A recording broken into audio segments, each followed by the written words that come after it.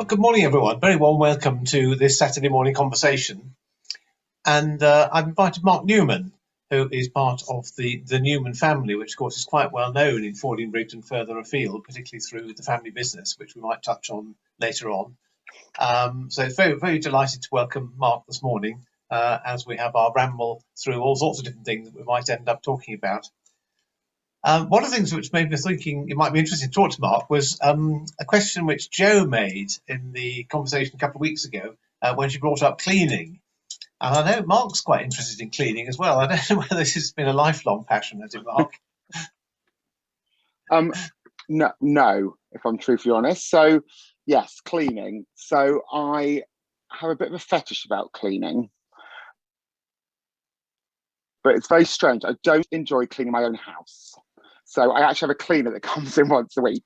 Okay. But I do enjoy cleaning. So at work, I'm very OCD about cleaning. So I clean a lot at work. And everything has to be neat and tidy. And I also quite regularly clean other people's houses if they ask me to.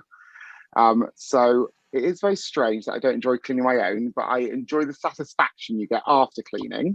Yeah. And I suppose my biggest claim to fame with the church is cleaning the rectory at Hyde twice. Yeah. So when Mike and Heidi moved out, I went and cleaned it from top to bottom with Heidi's help. Well, I say her help, it's more of a hindrance, I keep telling her. And then recently, John and Christine Towler have been living there, and when they moved out, I did the same for them. So just over a week ago, I went and scrubbed the whole of it from top to bottom, which I thoroughly enjoyed. So it's very bizarre. And I often go down to mum and dad's and scrub theirs for them if they haven't done it already. Right. But yeah. Well, it's interesting. There is a curious sort of satisfaction to a good clean. I mean, we particularly with Jo, we got on to talk about cleaning toilets, which is one of my things. Yes, absolutely. I do like a clean toilet, but I do wonder whether toilets. Yeah, me too. And like you said, it has to be clean under the rim. Yeah, that's has to be clean right under the water line as well. Absolutely, yes. I agree. I definitely agree. I'm not sure we should advertise these things too widely, really. We're going to have people knocking at the door saying, "Come and do my house." No, I know. We might end exactly guests. Yeah. And you've lived in Fordingbridge all your life, I think. Yeah, you will end up getting requests, Gary. Yeah, we might well. I have, yeah. So, yeah, so I was born in Salisbury, but obviously my dad are Fordingbridge and Bremer, born and raised. So I've lived in Fordingbridge all my life. I've often thought about moving away, but there's no place really I think like it. I do love it. And what I love most about it is the community feel you get. Obviously with church, there's a strong connection there. And you're quite central to most places. So if I want to go anywhere, you know, Bournemouth is half an hour, half an hour, 40 minutes, Salisbury's 20 minutes. So yeah, I think we're well situated, and I just love the forest. I love to bike ride across the forest or go for a walk with the dog and just escape. I think we're really where we live. Yeah, I think you're right. We definitely couldn't live in a city, I think. Yeah, that's it. I mean, I came from living in very lucky, and with the forest on our doorstep. Yeah. I came from living in Southampton, and there's lots of things to be said for living in cities. I probably could live in. I could live in certain cities. Yeah. Yeah, you're close to a lot of things. You've got a lot of shops, but I do enjoy living in Fordingbridge. Yeah, lots of good things to be said about it. I think you're right about community here as well. There's a great sense of community. Yeah. I will just say that I think there's all obviously the downsides of that because everyone knows who you are. Yeah. Your reputation follows you everywhere. You can't get away with anything. No, that's right. Yeah, it does, unfortunately. Yeah, you can't escape. I will just say that I think the internet connection is worse at the other end of Fordingbridge than it was to Uganda when we had Bishop Dan on a little while ago. So we've got a bit of delay occasionally, but that's fine. I can believe that. Yeah, Fordingbridge is horrendous. And well, once you've ended up working in the family business, was that always a plan, or did it sort of kind of grow on you, or did it just Well, happen? yeah, no, it was never really a plan, to be honest. So I'm quite badly dyslexic, so I struggled all through my career. And I got to the end of it and did my GCSEs and decided that education wasn't for me. I think my biggest achievement there was I passed every single GCSE. I didn't fail any, which is the one fear I always had. And I didn't really know what I wanted to do with my life. So after a conversation with mum and dad, it was they offered me a job, and I said, okay, I'll come and work for you, even though I didn't really want to. So I did. And then after about a year, I decided I wanted to be a hairdresser. So I'd go to college and do hairdressing. And that didn't really work out. And during probably a family discussion, a heated one with dad, after thinking he'd buy me my second car, and he taught me the way of the world and said, you need to get a job, I uttered the words out of my mouth, okay, well, I'll come back and work for you, can't be that difficult. And here I am 20 years later, still working for the company. But I have to say, I absolutely love it. It's one of the most rewarding jobs, I think, that I've ever experienced. And working with family is difficult. When I lived at home, and working with your parents can be very stressful. And dad, as most people know, is a workaholic, and he does not shut the door at 5 o'clock when you leave the office. He will continue to talk about it into the evening, which drove me slightly mad. But eventually at 20, I moved out into my first house, and it's been absolutely fine ever since. Yeah, that's good. And do you feel I did start work, funny enough. Sorry. So sorry, I started in the business cleaning, funny enough. I Oh, came right. as the cleaner at work, and then our receptionist left to have a baby, so I got pushed onto reception. And then the receptionist returned, so I got moved into another part of the office. And then I ended up being a funeral arranger. And then I got a bit bored of that and decided I wanted to try something else. And then I started funeral directing, Mm. which And I I think think, is the best part of the job. yes, I think The you picked up practical on side, not the embalming. paperwork. Did you not pick up on embalming at one point as well? I did. Yeah. So if I'm truthfully honest, the first thing I said to dad is, I'll work for you, not wanting to see a deceased person. And I'm certainly not dealing with them. That is not in my comfort zone. And then one day it sort of happened, and dad basically told me I had to get a grip, and I was going with him. So again, a few choice words. And then I realized it wasn't as scary. It's made out to be. And yeah, I did. So I trained to be an embalmer, which I think is one of my biggest passions in the business. I like dealing with the families. I love coming out to services, but embalming and preparing somebody for their family to come and see them, I think, is one of the highlights and the bit I enjoy the most. Mm. And I always feel that's the last image you can give a family of their loved one, and hopefully I get it right and they're pleased with them. Yeah, yeah. I mean, people sometimes ask me whether I prefer weddings or funerals. Of course, I enjoy both. But if I could only do Yeah, one, if they said you've got to specialise, I would probably go for funerals, because it's at funerals that you meet families. I mean, it's just hearing the stories of all the people who died that we do. yeah. When you knock on the door for a funeral visit, you never know what's behind the door in terms of the No, family, you the most, don't. most loving family, or the most family that's completely at sixes and sevens, or you just don't know. And it's very interesting and moving being It part of is. it. And Mm. I always do that. If I'm training anybody who is going to, especially funeral arrangers, the minute you walk in the room, you have to read the room, or the minute you knock on someone's front door, because you never know, like you say, what you're going into. So I have 3 questions that probably come out of my mouth straight away. As I introduce myself, I never use my last name. They always say I'm Mark, and then they can work out I'm a Newman. So if they don't like You know, if something goes wrong, we don't know it's me. And I always talk about the weather and kind of get to know the people, because then you realise if you're dealing with a family that one side of the room hates the other side of the room, or if they're all in love with each other and it's all very amicable. So I always start off with questions that are easy to answer before I start into another conversation. Then hopefully you've got a feel of the family and their dynamic. It is really interesting. And do you think you've kind of sort of grown into the job over the years then? As it's changed from being something you just do to being a sort of a passion? Absolutely. I think within the first 2 years of fully being involved in the business, I realised it can't just be a job. It is a bit like the priesthood. It's a bit like a vocation. So you get almost a calling to it.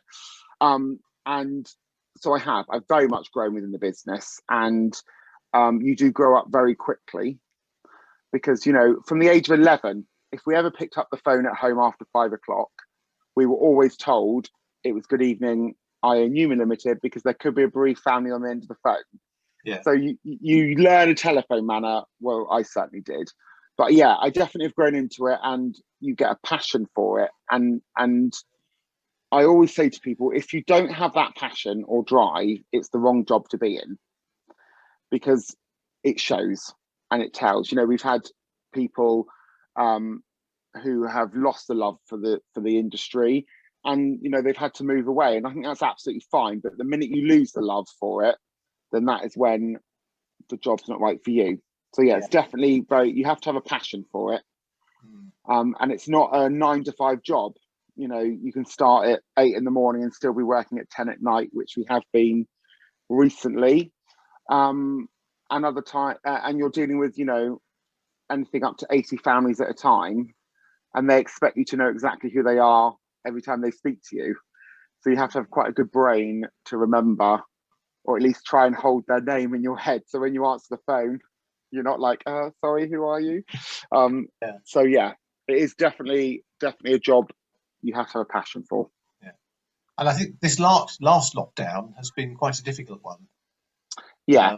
So in our industry, especially at work, in our industry, the first lockdown seemed absolutely, well, it wasn't fine, but it wasn't as busy. So you kind of thought, oh, we're really lucky in our area. We've missed a lot of coronavirus deaths. But unfortunately, since Christmas up until March, it has been exceptionally busy with unfortunately people that have passed away from coronavirus.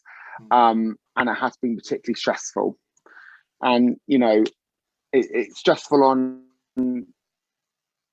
us, a family, and as you as a business, because you're dealing with the same conversation over and over again, and families not being able to have what they want, and the limited numbers, and then you have to explain to families they can't have it, and that can be really difficult. You know, having the conversation where you can have 30 people, and if more than 30 turn up, you're sent away. You know, we have to send them away. And not being able to have funeral teas and gatherings afterwards, it can be quite a soulless experience. But you try and bring as much love and care to them, probably more than you would at a normal service. I know that sounds very strange to say, but because they're not able to experience the same kind of service as you would in normal times. My experience afterwards, I was saying to people, you know, how was it? On the whole, they've also, well, actually, it was rather wonderful, because it was a very intimate. It was only the most important 30 people absolutely who could be there. They're not the best. No, exactly, and I think and I agree with that. And you also learn a lot more about the family, because you actually have more time to speak with them. And I found a lot more families, because we've live streamed a lot of the services. Excuse me. Then they've given more in the address, so you actually find out more about in the family tribute about the person, and I found that absolutely fascinating. You sit there and you listen to them, and you know you can listen to 20 or 40 a week sometimes, but you actually realise you learn a lot more about the person during COVID. It's been quite a different experience in that way. Yeah, I found them very moving. And they're not singing hymns. That's been perfect for me. Okay, that's good. And it's very important, but in really both of our occupations, where we are dealing sometimes with some very distressing circumstances and things, that you've got ways of dealing with all of that. And you're involved in quite a lot of other things, aren't you, as well, which must take you away from the sort of field directing world Yeah, and can refresh and renew you. it absolutely does. Like you say, the pressures get on you, and when you have a difficult funeral, you take the pressures home. Sometimes, you know, you don't, your emotions you can't ever switch off. So yeah, I about 6 years ago, I started with a charity in Salisbury called the Bridge Project. It's a Christian charity. We go into and secondary schools, and we work with either whole classes or groups of children that maybe are slightly vulnerable or have you know, a learning difficulty, and we work with them, and we work around the Bible, and we do, you know, collective worship or assemblies, whatever the school want to call it, and we do Easter lessons and kind of Christmas lessons, and so that has been really rewarding, because you're literally going into a school and it's completely different to my my day job. And I absolutely working with younger people and children that maybe are struggling in their life or don't really know what God is. And because we have to have consent from the parents, work with the children, then they know we're talking about God and Jesus and the Bible. So you can go into it and explore it a bit more. And it's amazing how much more you do learn, or how much of my Sunday school life pops back up into my mind and you can relate to it. So that is really helpful, because it is completely different. At the moment, obviously, we haven't been going into schools, but I've been doing a lot of admin work with one of our leaders called Louise, and we've been doing kind of planning lessons and stuff, and just touching base with children, because, you know, they do miss it, and we miss it. Particularly, I think it's more for us. I think the children just kind of plod along, but we miss that kind of going into the school. So yeah, that has been amazing. That's great. And the Redlinch Players has been quite a passion as well, hasn't it, over the years? Yeah, it has. So this year, oh no, more than that. I've been with Redlinch now 21 years performing. So back in, well, it was 98 was the first thing I ever did, but since 2000 I've been involved probably at least once or twice a year. And Dad's great aunts, or my great aunts, sorry, Dad's aunts live in a village in Redlinch, well, Lover technically, and they belong to a group called the Redlinch Players, and they got Sarah to come along back in 91 to do the play, and I can remember it to this day. I was 6, and every performance I went to, I made mum or dad, my grandparents take me, and I just got the bug. And in 98, when Aunt Val said we need a soldier pantomime to wear a flower pot on his head, basically, I jumped at the chance and became involved. And then I took a couple of years out, because I was still only kind of mid-teens. And then from 2000 is when I got more heavily involved. But Redlinch Players is a bit like a drug. You get hooked very quickly. It's an addiction, and the performing side of it, I love. I do love performing, but I also love the backstage work. So I love stage management or organising things. And I've got a great team. Well, we have a great team at Players, and eventually I got sucked into the committee. So I still sit on the committee now of Redlinch Players, and they nickname me the transport manager, because every time they need anything moving, they come to me, and I either provide a van or a trailer or some lorry to shift something or pick some props up, and half of it lives in our garage or somewhere. We've got various places, but every so often Dad says, I don't recognise this chair or table. I'm like, no, that's Players. We're just keeping it here for a while. And you find various things. So yeah, it has been a massive part of my life, and one that I do thoroughly enjoy doing, because again, it is a completely different to your day job, and you shut off and you're with a group of like-minded people that love to do the same thing. Yeah. Well, your performance as the postman in, was it Winter at Thrush Green, was very Yeah, memorable. yeah. Getting up and down the stage on the bike. I know. I love those parts, and we're really lucky that one of the directors, Ron, who's also on the committee, and whenever he directs anything, I generally hope he finds the most unusual part for me to do, and he always does. He comes up trumps with a funny character or a ridiculous thing to do, and I've really minded. You know, I just get forced into it in a way. Well, forced is probably the wrong word, but sometimes it feels like it. And you just get to do, fun, strange characters. Yeah, I forget which was it 60th anniversary? What was it? That one. So again, sorry, Gary. Over the years that we saw in yeah, so we did the 6th anniversary.